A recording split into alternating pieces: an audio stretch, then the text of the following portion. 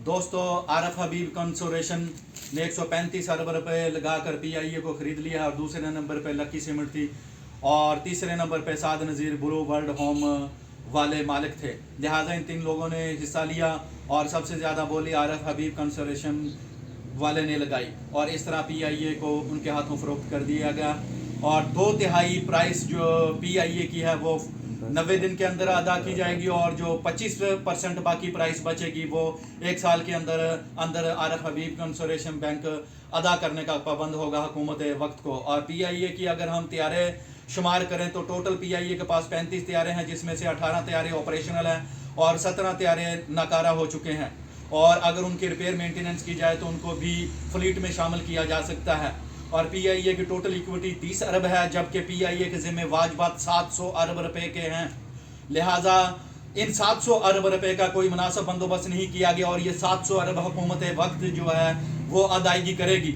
और इस तरह से अगर हम देखें तो पीआईए की जो 7.5% प्राइस है वो हुकूमत को पे की जाएगी और 92.5% जो अमाउंट है वो पीआईए के इंफ्रास्ट्रक्चर बिल्ड अप और डेवलपमेंट पर ही खर्च की जाएगी।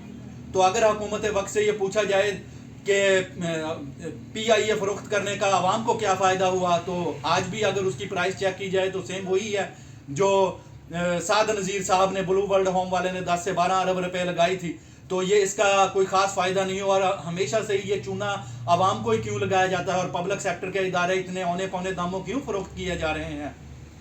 और अगर आप रियासत चला सकते हैं तो इदारे क्यों नहीं। अगर आपके पास इदारे चलाने की सलाहियत मौजूद नहीं है तो आप जनाबी अली ये राजनीति छोड़ दें, क्योंकि ये राजनीति काबिल कबूल नहीं। आप औने पौने इदारे बेच रहे हैं और इससे कौम का पूरी का नुकसान कर रहे हैं। नो डाउट इससे पहले भी आप नुकसान करते रहे हैं। आप पीआईए के अंदर करप्शन और अकरवा परवरी का यहाँ से हाल देख लें कि 11,500 टोटल एम्प्लॉइज थे और हुकूमत ने इनकी छांटी की और अब 6,500 एम्प्लॉइज रह गए हैं, जबकि पीआईए को सिर्फ 300 मुलाजमीन की ज़रूरत है। आप 300 मुलाजमीन के साथ पीआईए को चला सकते हैं और पिछले साल पीआईए ने 11 अरब रुपए खालिस मुनाफा कमाया है। मैं आपको ये बताना चाहता हूँ ये इस टाइप के ब्लंडर क्यों मारे जा रहे हैं और क्यों कौम को धोखा दिया जा रहा है कि जनाब हमने साफ और शफाफ तरीके से निजकारी का जो प्रोग्राम वो तरतीब दिया है और ऑनलाइन जनाबी अली हमने कैमरों के सामने बोली को जो कामयाब दहिंदा थे उनको शिफ्ट किया है और निज़ाम को साफ और शफाफ बनाने की हर मुमकिन कोशिश की। ये साफ और शफाफ निज़ाम नहीं है। अगर आप बेचना चाहते हैं तो आप वापडा को बेचें, क्योंकि वापडा 600 अरब रुपए सालाना नुकसान कर रहा है इस भोली भाली कौम का और ये भोली भाली कौम 600 अरब रुपए का नुकसान बर्दाश्त नहीं कर सकती है। लिहाजा इदारे अगर आप नहीं चला सकते तो इस कौम को माफ़ी दें और हम हमारे ऊपर जो है वो रहम करें। वस्सलाम।